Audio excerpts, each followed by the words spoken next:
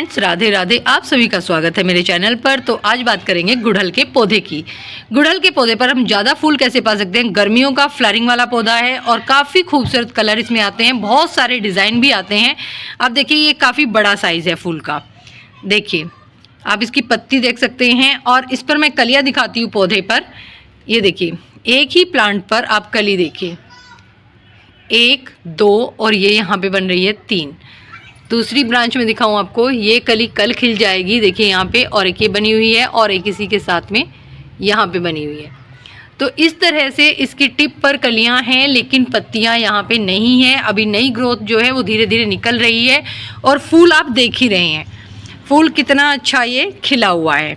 इसका मैं दूसरा प्लांट आपको दिखाती हूँ। ये हाइब्रिड पौधा है। आप देसी गुड़हल पर भी काफ़ी अच्छी फ्लावरिंग पा सकते हैं। उसका कलर भी बहुत सुंदर देखने में लगता है, रेड कलर। तो ये देखिए, ये मेरा छोटू सा पौधा है और कलियाँ आप इसके ऊपर देखिए, येलो कलर है, बहुत बड़े साइज़ का फूल खिलता है। कलियाँ आप देख सकते हैं कितनी सारी हैं, नई नई कलियाँ भी बन रही हैं और ये भी हाइब्रिड प्लांट है। फिर मेरे साथ में है एक ये वाला जो मैंने कटिंग से अभी लगाया था और इस पर भी आप फूल देखिए। देखिए कलियाँ 1 2 कलियाँ इसकी टिप पर यहाँ पर बन चुकी हैं क्योंकि ये अब की बार ही मैंने कटिंग ग्रो की थी। तो गुड़हल के पौधे पर इस तरीके की फ्लावरिंग के लिए हमें इसे देना होता है फर्टिलाइज़र। फर्टिलाइज़र में हमें इसमें नाइट्रोजन, फास्फोरस और पोटेशियम रिच फर्टिलाइज़र ही हमें गुड़हल को प्रोवाइड कराना होता है। लेकिन उससे पहले मैं आपके साथ शेयर करूंगी कुछ केयर टिप्स के किस तरीके से आप ज़्यादा ब्रांच और ज़्यादा इस पर फ्लावरिंग पा सकते हैं। फर्टिलाइज़र के साथ साथ इनको भी याद रखना ज़रूरी है। और फर्टिलाइज़र जो मैं शेयर करूंगी वो ऑर्गेनिक फर्टिलाइज़र हैं 2 और एक है केमिकल फर्टिलाइज़र। जो ऑर्गेनिक नहीं बना सकते, उनके पास इतना समय नहीं है, वो केमिकल फर्टिलाइज़र यूज़ कर सकते हैं। लेकिन फूल वाले पौधे और जो प्लांट इंडोर होते हैं या फिर ग्रीन प्लांट होते हैं, जैसे अरिका पाम हुआ, इस तरीके के, या फाइकस हुआ, उसमें आप यूज़ कर सकते हैं। सब्जी वाली पौधों में इसको यूज़ ना करें। तो चलिए बात करते हैं इसमें हमें ध्यान क्या रखना है। अभी देखिए फ्रेंड, जैसे जनवरी, फरवरी, मार्च 3 महीने होते हैं जिसमें हम इसकी प्रूनिंग कर सकते हैं। जनवरी में तो अभी थोड़ी ज़्यादा ठंड थी, तो आप अभी मार्च में इसकी प्रूनिंग करेंगे तो ज़्यादा अच्छा होगा। प्रूनिंग सबसे मेन इंपॉर्टेंट है ज़्यादा ब्रांच पाने के लिए। ये देखिए, इसकी प्रूनिंग यहाँ से कर दी थी, ये आप देख सकते हैं, यहाँ से फिर ये ब्रांच निकली और फिर यहाँ से प्रूनिंग की गई, फिर ये ब्रांच निकली। तो इस तरह से प्रूनिंग करने पर ही ब्रांच ज़्यादा निकलती हैं और तभी ज़्यादा कलियाँ और फूल बनते हैं। अगर सिंगल डंडी रहेगी तो ज़्यादा फूल कैसे आएंगे। तो इसकी प्रूनिंग आप अभी मार्च में कर सकते हैं। पूरा मार्च इसकी प्रूनिंग के लिए सबसे अच्छा है। अब बात कर लेते हैं इसकी मिट्टी की।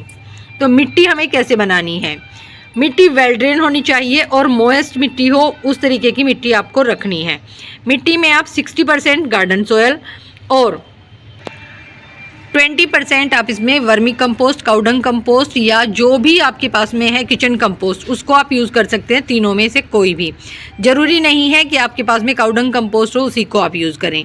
10% आप इसमें नीम खली मिला लीजिए जिससे कि आपके पौधे में फंगस ना लगे। आप कटिंग लगा रहे हैं, कटिंग से बनाया हुआ पौधा, उसमें भी, और अगर आप नर्सरी से ला के इस वक्त पौधा लगा रहे हैं तो उसमें भी आप 10% मिला लीजिए नीम की खली। अगर आपके पास में नीम की खली नहीं है तो थोड़ा सा फंजीसाइड पाउडर तो ज़रूर मिलाइएगा जिससे कि फंगस का कोई दिक्कत हो ही ना आपके पौधे में। फिर 10% आप इसमें मिलाइए, या तो आपके पास में कोकोपीट है उसको मिला लीजिए। अगर कोकोपीट नहीं है तो सूखी पत्तियों को आप क्रश करके मिट्टी में मिला लीजिए 10% तक। उससे क्या होगा कि आपकी जो पौधे की मिट्टी है वो देखिए इस तरह से एकदम भुरभुरी बनेगी। आप देख सकते हैं फिंगर से ही पूरा ये निकल जा रही है। तो ऐसी मिट्टी आपके पौधे को चाहिए। अब बात करते हैं गमला कैसा देना है, इसका जो पॉट साइज़ है वो कैसा होना चाहिए। अगर पौधा छोटा है, जैसे ये कटिंग से ग्रो हुआ है, इसको मैंने ये 10 इंच का गमला प्रोवाइड कराया है। ये एक छोटी सी बकेट है पेंट की, उसी में मैंने इसको लगाया हुआ है। अगर आप नर्सरी से बड़ा पौधा लाते हैं, बड़े पौधे के लिए आप 10 से 12 इंच का गमला लीजिए, वो ही आप उसको देंगे, तभी ज़्यादा शूट्स आएंगी, ज़्यादा ब्रांच निकलेंगी और ज़्यादा नई ब्रांच आने पर ही कलियां आएंगी। आप देख सकते हैं इसकी प्रूनिंग मैंने यहाँ से कर दी थी, तो नई नई ब्रांच जो है वो निकल रही हैं। यही फ़ायदा होता है प्रूनिंग का कि नई ब्रांच निकलती हैं और तभी हमारा पौधा ज़्यादा फूल देता है। अब बात करते लेते हैं फर्टिलाइज़र की, कि फर्टिलाइज़र हमें कैसा और कौन सा डालना है। देखिए फ्रेंड, मैंने 3 गमले आपको दिखाए, एक ये वाला और एक ये वाला जिसमें फूल खिला हुआ है और नेस्टेशियम भी अच्छी फ्लावरिंग इसके अंदर कर रहा है। तो अभी 3 फर्टिलाइज़र मैं आपके साथ शेयर करूँगी। ये देखिए 3 फर्टिलाइज़र हैं, DAP और ये केले के छिलके और नीम की खली। इनको मैं 3 पॉट में देके दिखाऊंगी आपको कितनी मात्रा में आपको डालना है, किस तरीके से बनाना है। चलिए वो देख लेते हैं। सबसे पहले DAP की बात करते हैं। DAP अगर आप डाल रहे हैं तो DAP आपको मैं 10 इंच के गमले के हिसाब से बता रही हूँ। देखिए इतने से दाने आप मेरे हाथ पर देख सकते हैं। ये देखिए इतने से दाने सिर्फ आप 10 से 12 इंच के गमले में डाल दीजिए। डालने कैसे हैं पहले वो देख लेते हैं। ये आप देख सकते हैं, ये मेरा गमला है और इसके चारों तरफ मैं डाल रही हूँ इस तरीके से। मिट्टी से कवर से कर देना है थोड़ा सा और अब इसमें आप पानी डाल दीजिए। सबसे पहला तो यह है केमिकल फर्टिलाइज़र वाला। अगर आप 12 इंच के गमले में भी डाल रहे हैं तो भी इतने दाने काफ़ी हैं और ये आपको 15 दिन बाद या 20 दिन बाद दोबारा से रिपीट करना है। तो ये तो हो गया केमिकल फर्टिलाइज़र। इससे आपकी पत्तियां भी जो पौधे की हैं वो चमकदार होंगी और ग्रोथ ज़्यादा आएगी और फ्लावरिंग में भी ताकत मिलेगी, क्योंकि इसमें नाइट्रोजन, फॉस्फोरस और कैल्शियम सब चीज़ें मौजूद होती हैं। नर्सरी वाले जो हैं, नर्सरी वाले ज़्यादातर इसी खाद का यूज़ करते हैं, क्योंकि वो तो ऑर्गेनिक बनाएंगे नहीं, तो इसी को ज़्यादातर वो यूज़ करते हैं। अब देखिए ये केले के छिलके हैं, ये 2 केले के छिलके हैं। इसको भी मैं 12 इंच के गमले के लिए ही बना रही हूँ, 10 से 12 इंच के गमले के लिए। और मैंने 2 बाउल में यहाँ पे पानी ले लिया है। एक ये मग है और एक ये डब्बा है। तो इसमें मैंने थोड़ा पानी लिया है, आधा लीटर के करीब मैंने ये छिलके इसमें डाल दिए हैं। अब दूसरे में हम डालेंगे ये सरसों की खली। ये भी 1 गमले के हिसाब से ही मैं आपको बता रही हूँ। देखिए 1 चम्मच आप ले सकते हैं अगर पाउडर फॉर्म में है, और अगर पाउडर फॉर्म में नहीं है तो ये जो टुकड़े मैंने दिखाए इतने से आप ले लीजिए और इसको पूरी रात के लिए आप रख दीजिए। ये दोनों चीज़ें जो हैं पूरी रात के लिए हमें भिगो के रखनी है, सुबह हमें यूज़ करनी है।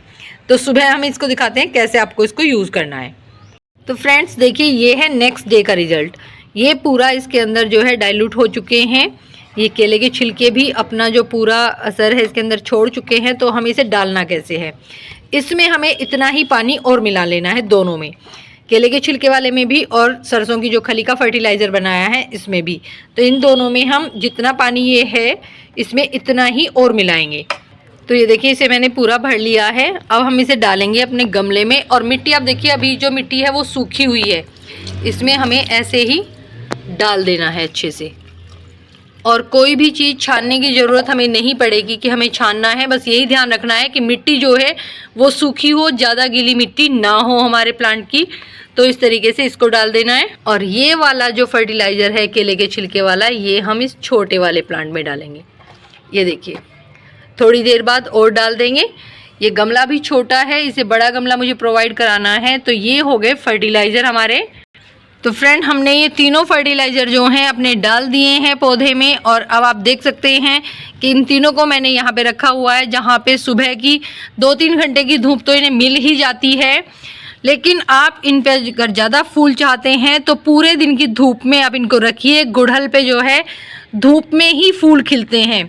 तो आपको जो भी फर्टिलाइज़र अच्छा लगे वो आप अपने पौधे को दे सकते हैं और ज़्यादा फ्लावरिंग और ज़्यादा कलियाँ इस पे पा सकते हैं। पत्तियाँ भी लश ग्रीन हो जाएंगी। अगर वीडियो पसंद आया हो तो वीडियो को लाइक और चैनल को सब्सक्राइब करना ना भूलें।